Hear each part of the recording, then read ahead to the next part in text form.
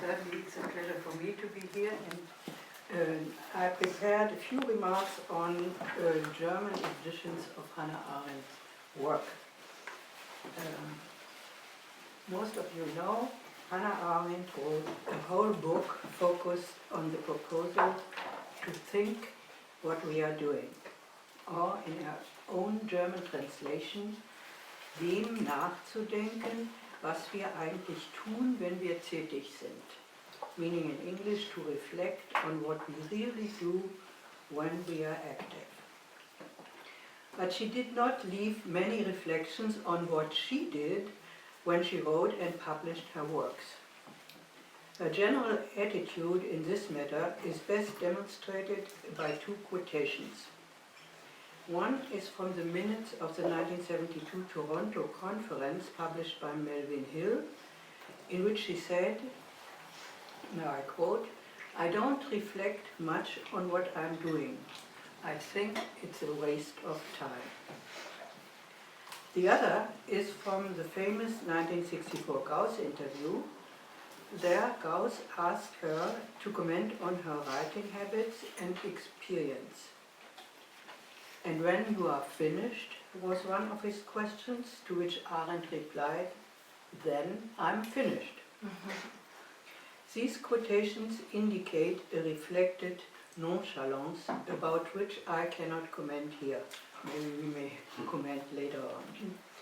By citing them, I only want to indicate that there is little hope of getting assistance from Arendt when looking for clues concerning her bibliography. In other words, in posthumous editorial matters, one is left to one's own devices. One way of coping with this situation is to ask whether one can detect some kind of hidden order to her work. It is with this question in mind that I started my work on Hannah Arendt. The first step was to compile a complete bibliography of her English and German publications, which became the basis of my editorial endeavors. Later, these were published in a volume of autobiographical text entitled Ich will verstehen. That's this little book. Some of you may know it. I pass it around. The bibliography starts here at the end. Now I may outline briefly some basics of Hannah Arendt's bibliography as I understand them.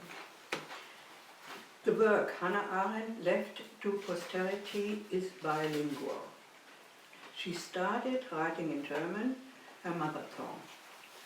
But after she achieved command of her English language, she published her major works in both languages.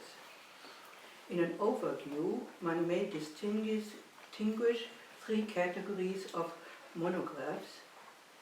During her lifetime, Arendt published first monographs written originally in German, for example, Der Liebesbegriff by Augustin, her doctoral dissertation, published in 1929, and then her book on Rachel Varnhagen, completed in Paris in 1939 and first published in an English translation by Clara and Richard Winston in 1958.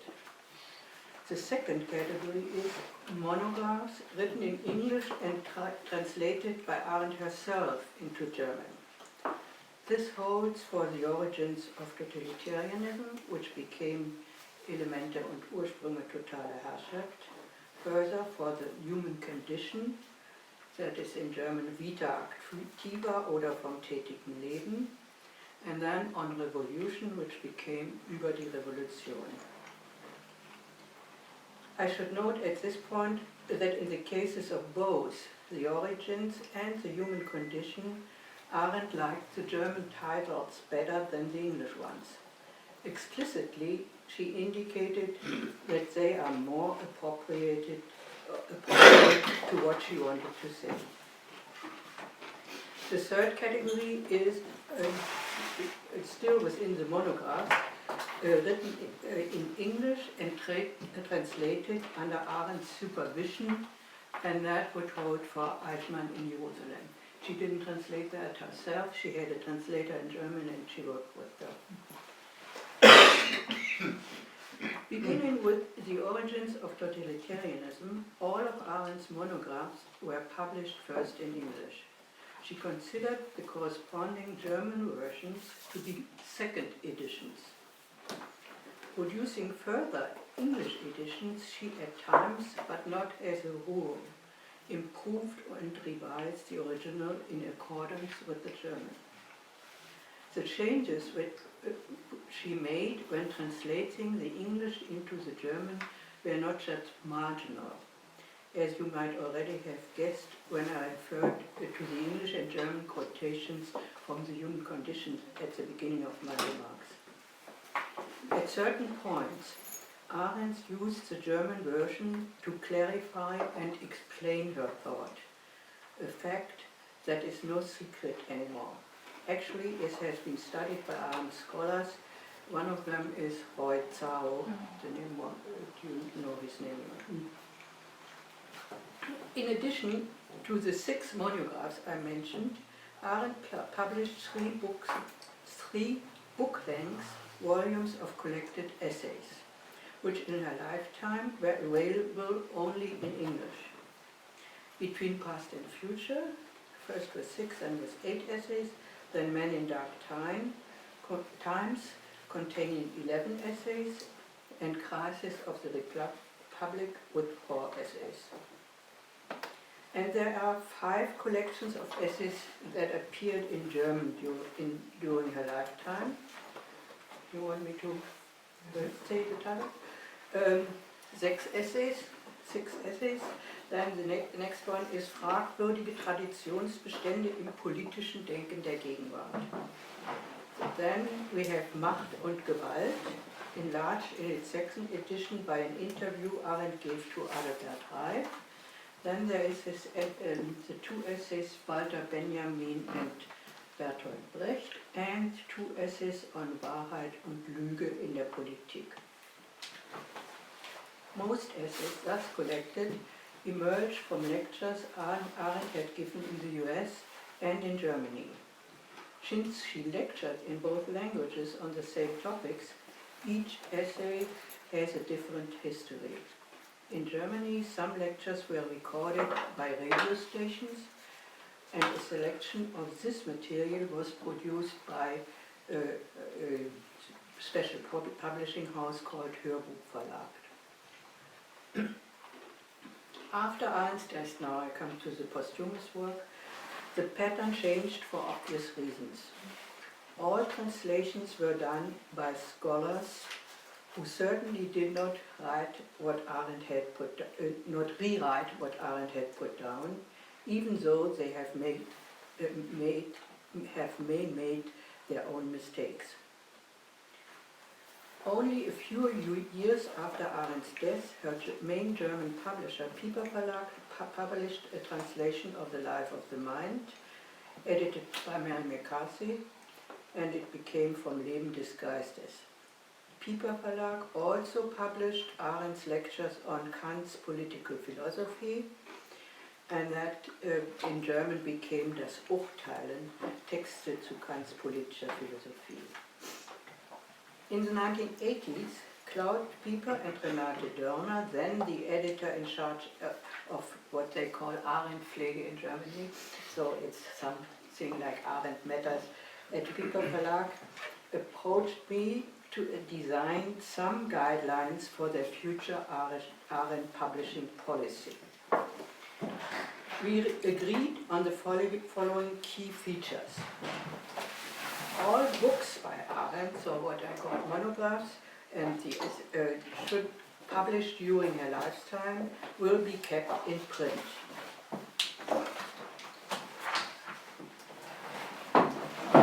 Which unfortunately is no longer the case. I mean, Piper has not stayed with this policy. The second was the major essays Arendt published either in German or in English or in both languages will be collected in several volumes.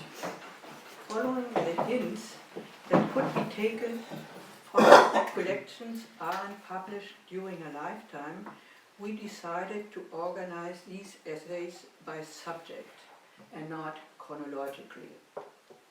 And the third maxim, so to speak, was unpublished manuscript will get separate editions. As for the essays, a 3-volume collection was planned. The first volume conceived along the lines of Men in Dark Times, the second assembling exercises in political thought by following the lead of Between Past and Future, and the third intended to be a selection from Arendt's published writings about Jewish questions. Volumes 1 and 2 have been published, volume 3 is still pending. The essays collected in the above-named 5 German publications during Arendt's lifetime will be included in this 3-volume posthumous edition. In designing volumes 1 and 2 of these collected essays, I used Arendt's framework as she described it respectively in her prefaces to Men in Dark Times and Between Past and Future. Both volumes evidence kind of an open-end conception. In her preface to Between Past and Future, Arendt states explicitly, that's a quote now, like all collections of essays, this book of exercises obviously could contain more or fewer chapters without for that reason changing its character. Thus, Menschen in finsteren Zeiten, Men in Dark Times, contains 15 essays, that means 4 more than Men in Dark Times. They were incorporated in the edition by following the principle that Arendt and her American publisher choose for the organization of the volume. That means a chronological order set by the year of birth of the person she was writing about. Among the new pieces are Martin Heidegger at 80 and Remembering W.H. Auden. The exercises in political thought became a 2-volume edition with 30 essays under the titles Zwischen Vergangenheit und Zukunft, which is a straight translation from Between Past and Future, and the second is called In der Gegenwart, meaning in the present. Aside from this, a volume containing all of Arendt's articles in Aufbau, the German-American newspaper, was edited by Marie-Louise Knut. It came out in 2000. The title uses a phrase from Arendt's writings: Vor Antisemitismus ist man nur noch auf dem Monde sicher. Safety from anti-Semitism actually is guaranteed only on the moon. A special case in question is a collection Die verborgene Tradition, which some of you may know, the hidden tradition would be the English translation, designed during Arendt's lifetime by Surkamp Verlag and published shortly after her death. The basis of this edition is the 6 essay collection that Karl Jaspers and Dolf Sternberger arranged for Arendt to be published in 1948. In the Pieper concept, these essays all belong to volume 3, that means to the writing on Jewish questions, and will be put in there since we are working on that edition now. As for unpublished posthumous materials, in addition to Vom Leben des Geistes and Das Urteilen, there are thus far 3 editions. One is called Was ist Politik? What is Politics? A volume containing all manuscripts Arendt wrote for an Einführung in die Politik, Introduction to Politics, contracted with Pieper Verlag in the 1950s but never completed. A few other pertinent manuscripts were added. The original manuscripts belong to Arendt's papers at the Library of Congress. From Arendt's Nachlass at the Deutsche Literaturarchiv Marbach, the handwritten Denktagebuch that you mentioned already could be transcribed, structured and annotated due to a generous grant from the Deutsche Forschungsgemeinschaft. This is a work I did together with Ingeborg Nordmann. It took us about 5 years. Other sponsors gave support so that the 2-volume edition could be published in 2002. Recently, Piper Verlag published a German translation of the lecture Some Questions of Moral Philosophy that Arendt gave in 1965 at the New School, and that Jerome Cohn published in his edition of Responsibility and Judgment. In German, it became, according to our policy, a separate volume and is called Über das Böse, on evil.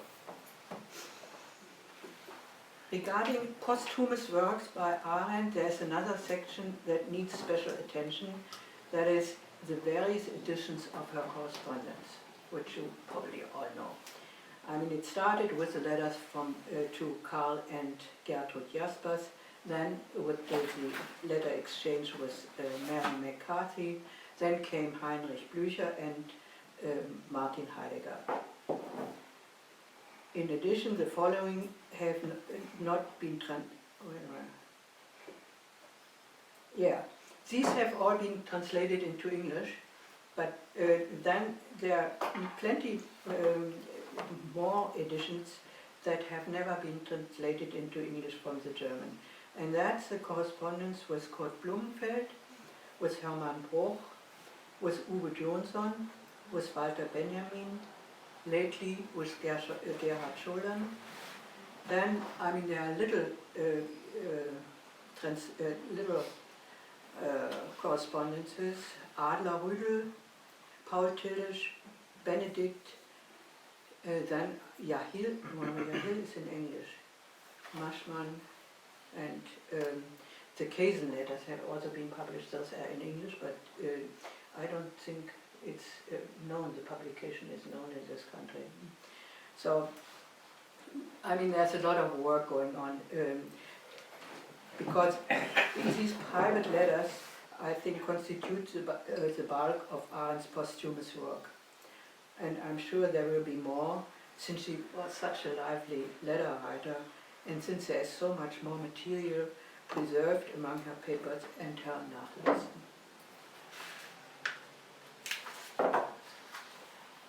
So let me come to an end. If we consider what I have outlined briefly here, to be the state of affairs, and if we feel that we should improve our understanding of Arendt thought, then it follows that more work on Arendt must be done on a comparative bilingual level. Given the way Arendt handled her bilingualism, there seems to be a need for comparative English-German editions of those writings on which she worked in both languages. Thank you.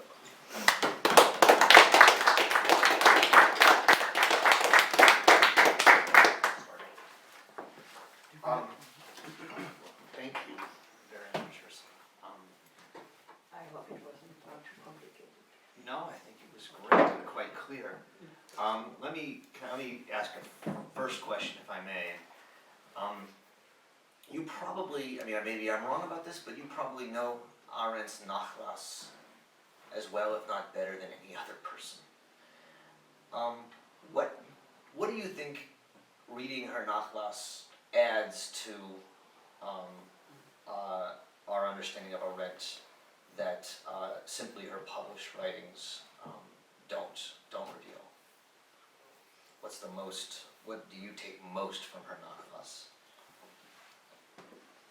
Well, I mean, that's what I indicated, the letters, of course, because it gives you most of her personality, which is not so much in the work. And on the other hand, you have all these lectures that are still unpublished, and in which you do find explanations and thoughts that have not gone into the published work, so they would be kind of a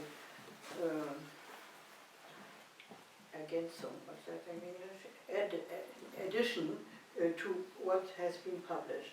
And that, of course, is also the idea of when you go and start with a critical translation of your work, then you have to consider all this material that's in the Nachlass or in the papers in order to trace parallels or find contradictions or whatever. Yeah. So, is there, I mean, as you know, one thing I found in the Denktagebuch was her discussion of reconciliation, which doesn't show up in much of her published writings. That's right. And yet, for me, opened up a whole new way of thinking about some of her published writings. Is there something that you have, is there like an idea or a particular letter that you have found incredibly revealing in your work that you go back to and point to and say, this one really speaks to me? Nothing comes to my mind immediately. I don't think so. Okay. Yeah. Be a provocateur a little bit. Is the question on the editorial principle on the groupings as against a chronological organization. If we think of Arendt, other important intellectuals, as participants in discussions, in debates, there is a problem, or could be a problem, by decontextualizing in these categorized volumes rather than using, let's say, a simple chronological.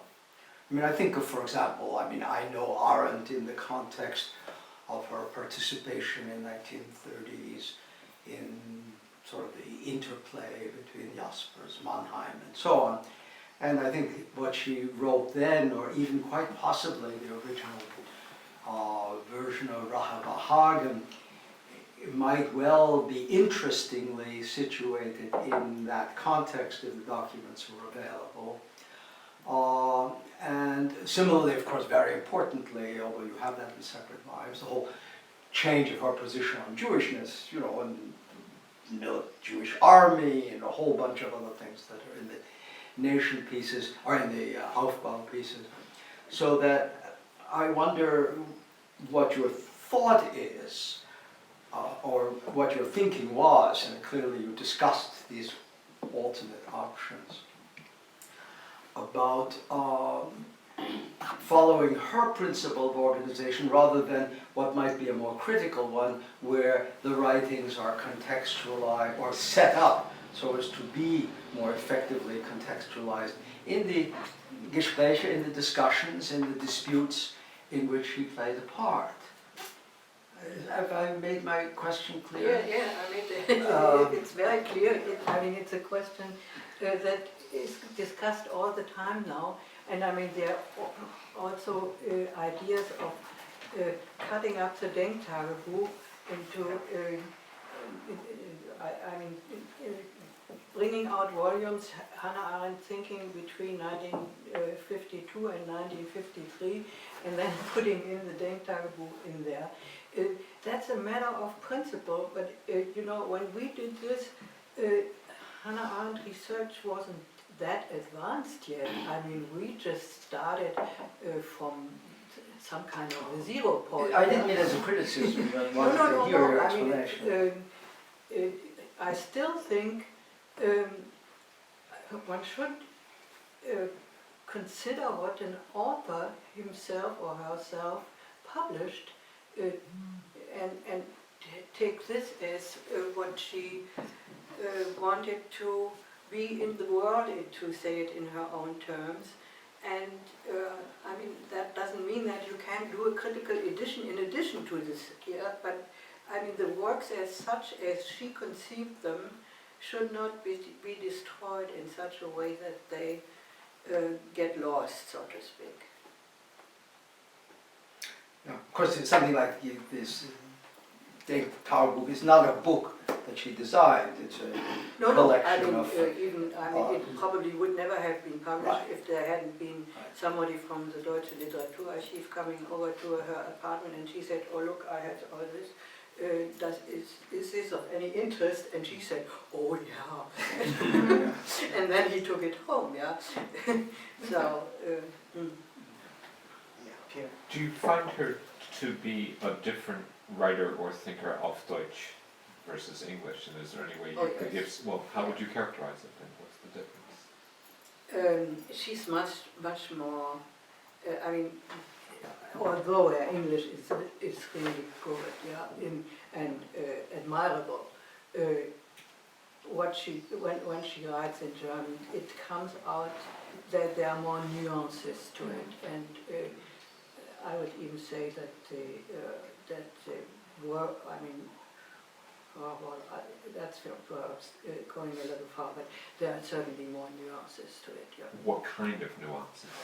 The nuances, there has been some research done on this now too,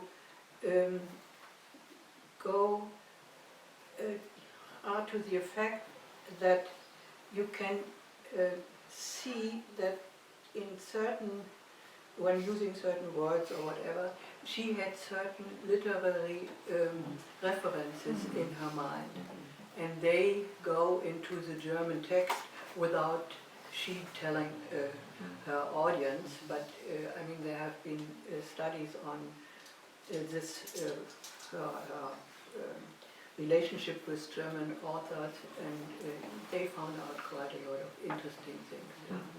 I mean, if you want to have an example, one that I like so much is that about the human artifice. Human artifice is one of the words that's used in the human condition. And I have really spent hours and hours to find out whether this is an English word. So I have gone to many, many dictionaries, and it isn't. And so, I mean, I couldn't find it in any reference book.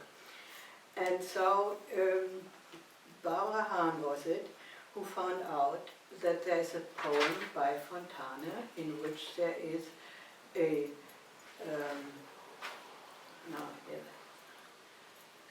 in which you have the German Gebilde von Menschenhand, the German expression Gebilde von Menschenhand.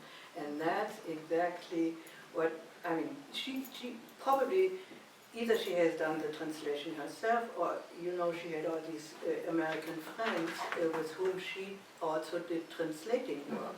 And so they came up with this idea that Gebilde von Menschenhand would be human artifice. So this kind of thing.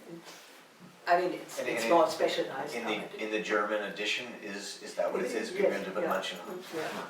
I think, I mean, what this is also fits into my earlier question, this concern, because when the work that we've done here on other emigres and exiles, I mean, one of the key issues has been, and Arendt as well, have been the very difficult negotiation with the Bildung paradigm, not only the primary authors, but the whole Einstellung that is, you know, that was in dispute in Weimar Germany about what Bildung means, how it stands in relation to Wissenschaft, and so on. And that's not an English debate. I mean, there's a debate about arts and sciences or technology and humanities, which is a completely different debate.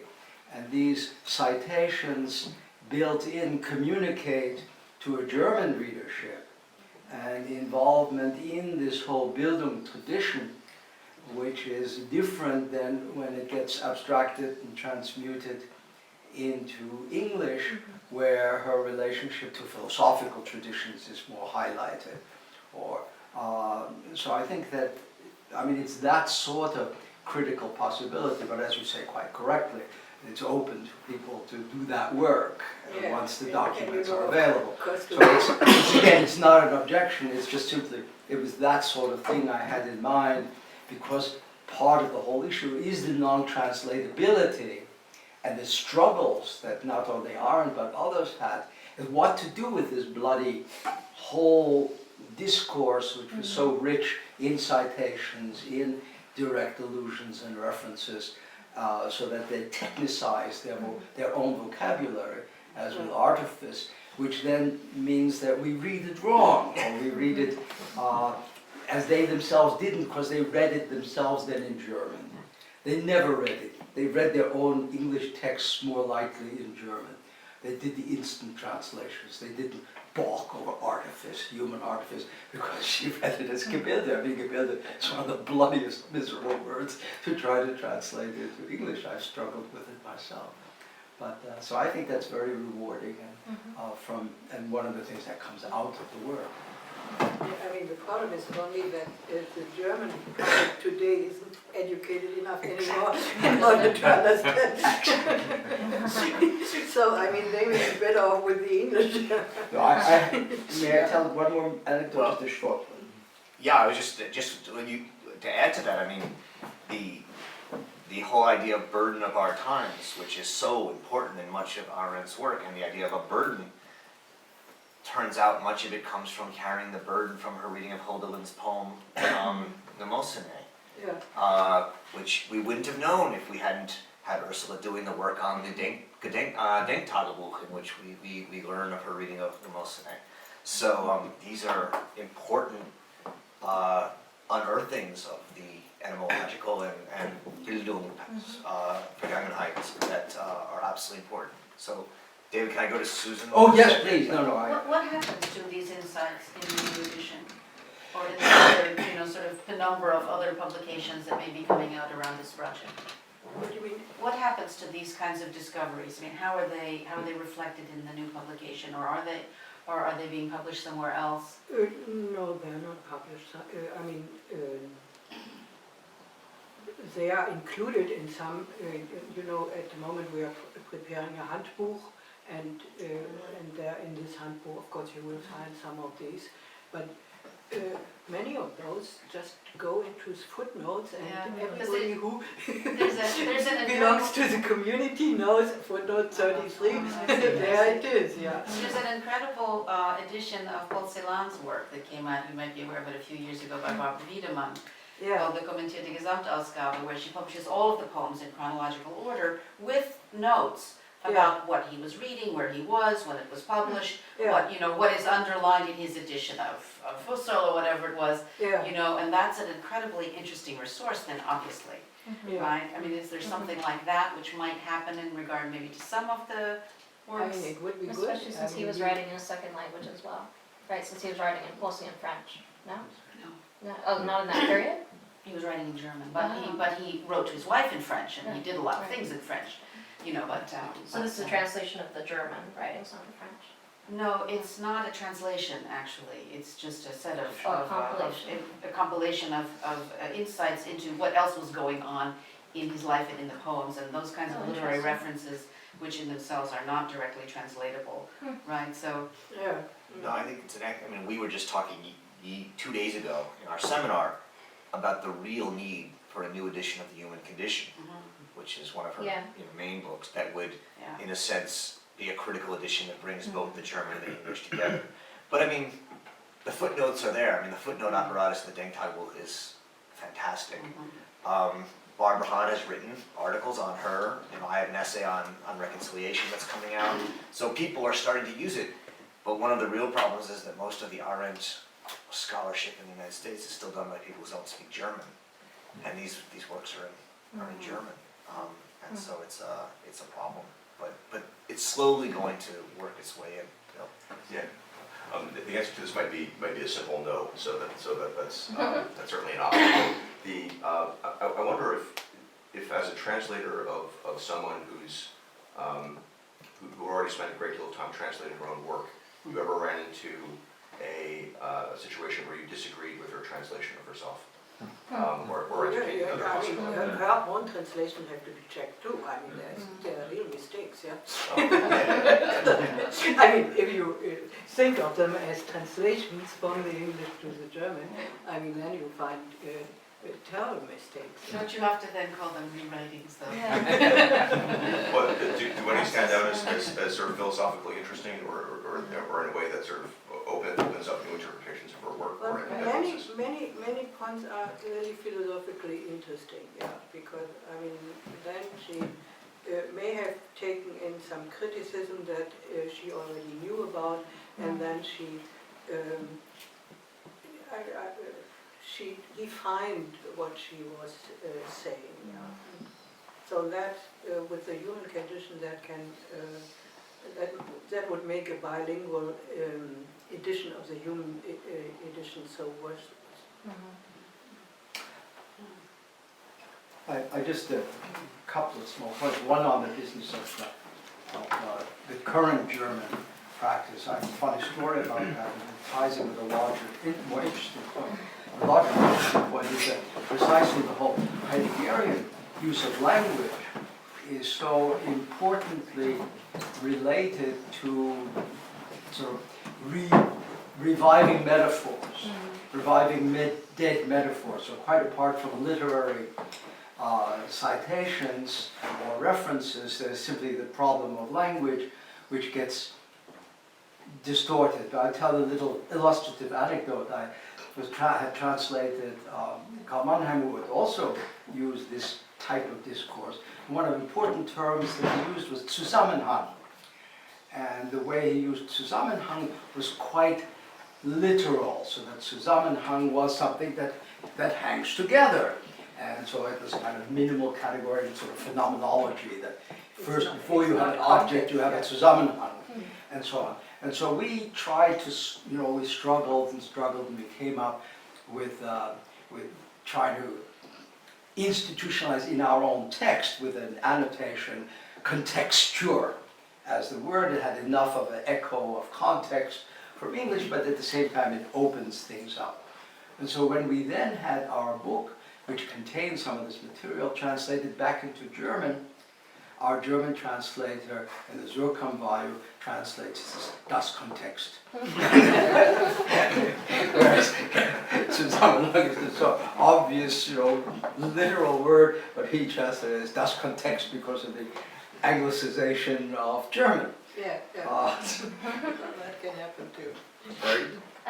This is just kind of follows up Bill's question really, but you mentioned the Ray Sau's article. I think you're thinking of the piece he did on Arendt against Athens, probably. I found that tremendously helpful and revelatory about the differences between the English and the German editions, because I had, in reading and working with Arendt, I had always felt there was more of an influence by the Romans than was reflected in the English translation of the Human Condition and its reception as the weakest of her texts. And so that article and the ways that she revised Human Condition into, when she translated it into German, I think really did a lot for English language studies of Arendt. So I wondered, is there something like that in On Revolution or other of her important works that has jumped out at you in terms of her revision into German?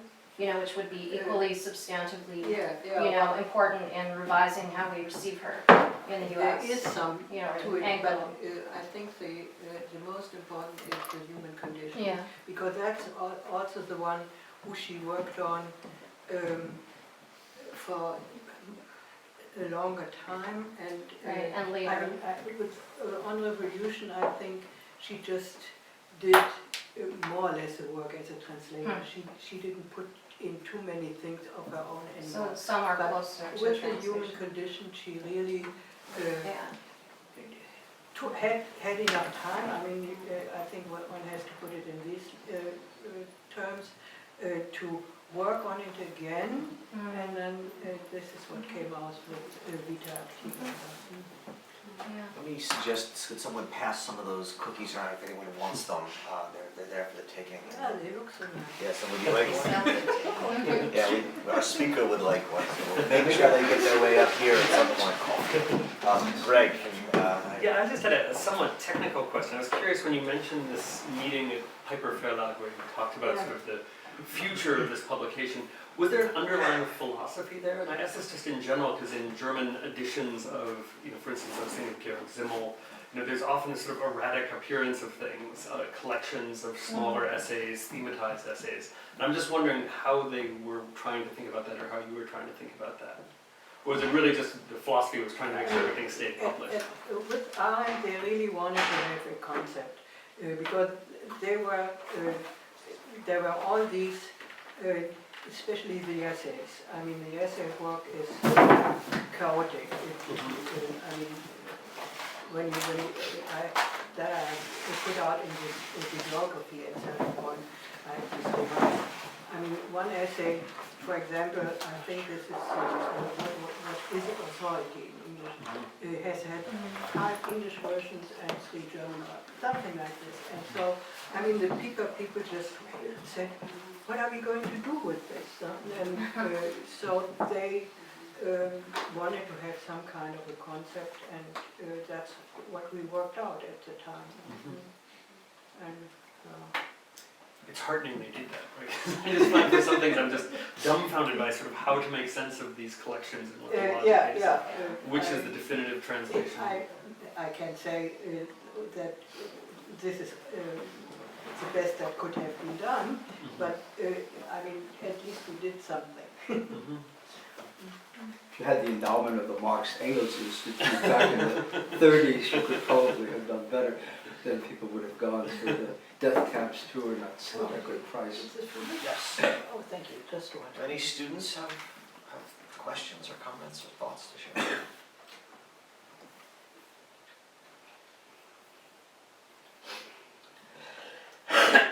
I think for students this is a little bit far away from the ordinary work. I mean, this kind of editing and... But anything that serves to intimidate students is all to the good. That's right. So you realize that no matter what you think you understand, you don't really understand the secret. So it has nothing to do with understanding. I mean, I'm just teasing. it's to a certain extent you can say it's technical. Huh? And it's interesting because in many ways we think of Arendt as a non-technical That's not, writer. I mean, But was- language- I mean, she would probably have laughed about all these ideas we have now and fights about what. Right. She wouldn't have laughed about language, about paying attention to language. I mean, that's really a good part of what it was about. So, I mean, she uses language so much as her main methodology, is the exploration of language and politics. So this is hardly a merely technical. No, but she aspect. opposes the interrogation and an inquiry into language to an interrogation of the theory. Well, I mean, but it is also that she likes to have the last word, and I understand that. Yes. Some of the rest of us have that disease too. When it's finished, it's finished. She has these strong statements. Yeah. Ich habe gesagt. Okay, Sabrina. I just have a question regarding something that I can't specifically cite, but I noticed that in The Human Condition she uses the words subject and object in a radically different way than her teacher Heidegger. And I'm wondering, I mean, what do you think of that? Like, is that due to her philosophical disagreement with perhaps the way those words were used and what they were supposed to mean by her teacher, or is that something that perhaps she's trying to bring into language in an ordinary way to express? Well, we had that problem with objective the other day, yeah. And I mean that certainly, and Ivan said that when she put it into quotation marks, it means something that leads you to the object and doesn't mean neutral or whatever. I mean, if you use the word objective in the ordinary language, you would say it's more or less you would say somebody's making a judgment that is so to speak, Balance. yeah. And she, when she does this, That of course comes from Heidegger. There's no doubt about it, because I mean it was Heidegger who just really read what he was. I mean he read the words, and I mean he did this with the Greek and the English, and we also have from Arendt a quote where she, in her letters she once said, "Nobody she knows reads so carefully as he does." So that's kind of something that links the two together. Yeah. Can I follow up on the Heidegger Arendt? As someone who's spent a lot of time with their letters and edited them, what was Heidegger and Arendt's relationship? What was it? No, I mean, what did she think? What did she think about Heidegger at the end? I mean, how do you characterize? I can only say basically it was a relationship of love, no doubt about it. I mean, then you have to do the different stages, and then you have to. But I think, I mean, I would say basically there was deep, great love. Dave? I guess I was just going to add that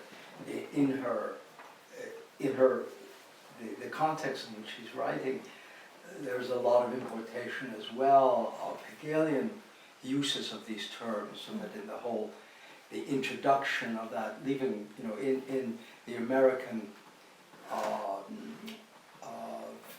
exile-influenced literature, and so the problem of separating her usage from the incorporation into English discourse, or into English intellectual discourse, of the Hegelian senses of those terms, must have created a special problem that she wanted to signal, especially carefully, that that's not what she was doing. She's not doing it the way the Frankfurt people or any number of the other people who are also working in the same milieu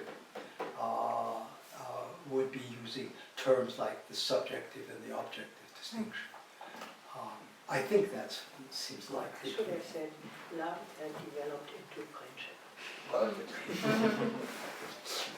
Because at the end, I mean, it was kind of an old a friendship between elderly people who were lovers in their way on. Complicated, but So I wondered if you had any just reflections about, since we're sitting in the McCarthy house, you know, it was just brought to mind for me that Mary McCarthy did play such an important role in helping her English up, you know, her prose. And so I just wondered if you would reflect on that a little bit, because it's really, I mean, this is such a rare opportunity to see works that she translated back or even revised, as opposed to just translated into German, given that she had such a collaborator, you know, somebody Englishing her up. It's a good question, because it points to a very interesting thing. You know, Mary McCarthy edited The Life of the Mind. Exactly.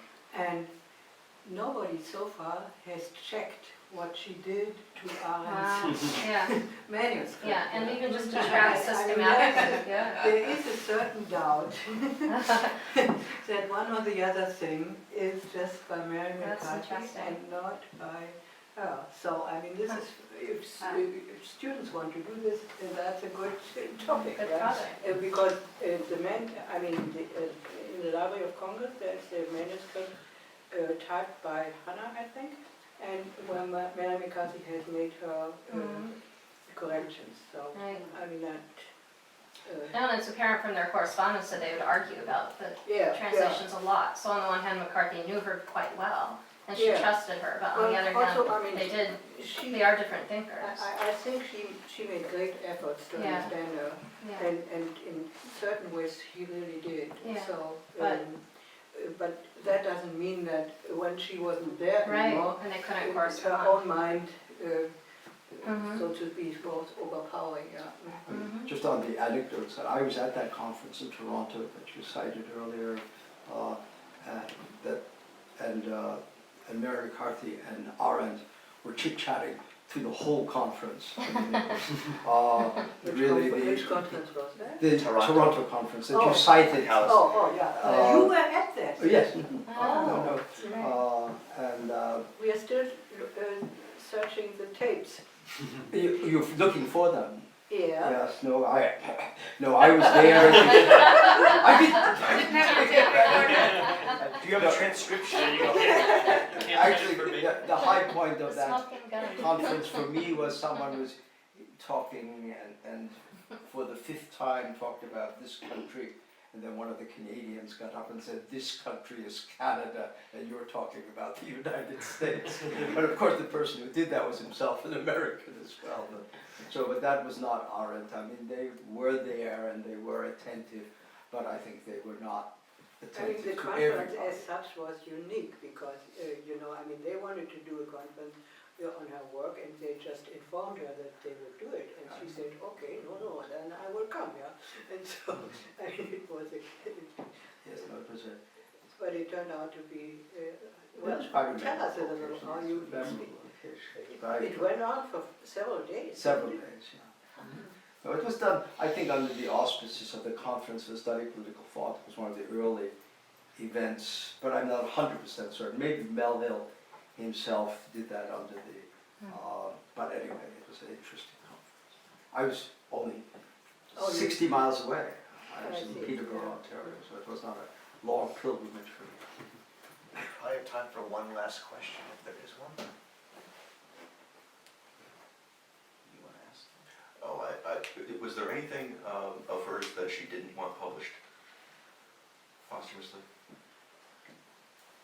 Well, I mean, she was never asked whether her letters to Heidegger should be published.